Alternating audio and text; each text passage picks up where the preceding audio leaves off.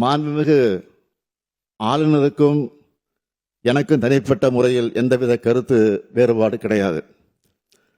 தங்களுடைய சுயமரியாதை எல்முனையளவு சீண்டப்பட்டாலும் அது யாராக இருந்தாலும் எதிர்குரல் கொடுக்கும் திசையில் முதல் நபராக நான் இருப்பேன். தமிழர் பண்பாட்டை மனதில் கொண்டு மாண்புமிகு ஆளுநர் அவர்களுக்கு இந்த நேரத்தில் என்னுடைய நன்றியை நான் தெரிவித்துக் கொள்கிறேன். மாண்புமிகு பேரவைத் தலைவர் அவர்களே, கடந்த 5 ஆண்டுகளில் பேரவைத் தலைவராக பணியாற்றும் நீங்கள் அமைதியாகவும் கண்ணியத்தோடும் அதே நேரத்தில் கட்டுப்பாட்டோடும் தன்னுடைய ஆற்றலால் இந்த பேரவையை சிறப்பாக நடத்தி சென்றிருக்கிறீர்கள். அதற்காக என்னுடைய பாராட்டுக்களையும் வாழ்த்துக்களையும் நான் தெரிவித்துக் கொள்வதோடு, இந்த பேரவையில் பெரும்பான்மை இடம்பெற்றுள்ள கட்சியின் தலைவர் என்கிற முறையில் உங்களுக்கு என்னுடைய நன்றியையும் வணக்கத்தையும் தெரிவித்துக் கொள்கிறேன்.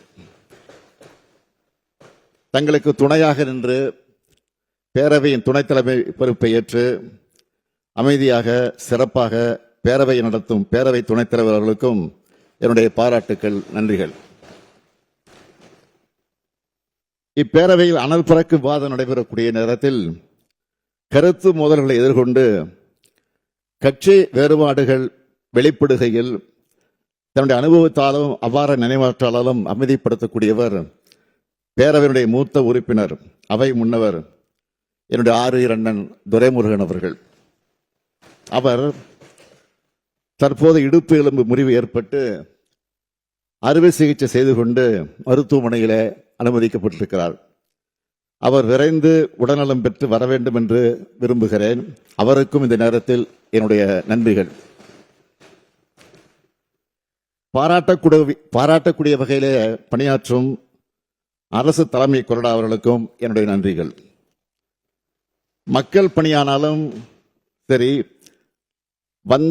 வருகின்ற தேர்தல் பணிகளானாலும் சரி, எண்ணில் ஒரு பாதியாய் இயக்கத்தின் வளர்ச்சிக்கும் ஆட்சியின் சிறப்பிற்கும் உறுதுணையாக நிற்கும் மாண்புமிகு துணை முதலமைச்சர் அவர்களுக்கு என்னுடைய பாராட்டுக்கள், நன்றிகள். முக்கியமாக பல்வேறு திட்டங்களை நாங்கள் உருவாக்கினாலும் அவை சிந்தாமல் சிதறாமல் மக்களிடம் சென்றடைவதற்கு முழு ஒத்துழைப்பு நல்கிய அனைத்து மாண்புமிகு அமைச்சர் பெருமக்களுக்கும் என்னுடைய நன்றிகளை தெரிவித்துக் கொள்கிறேன்.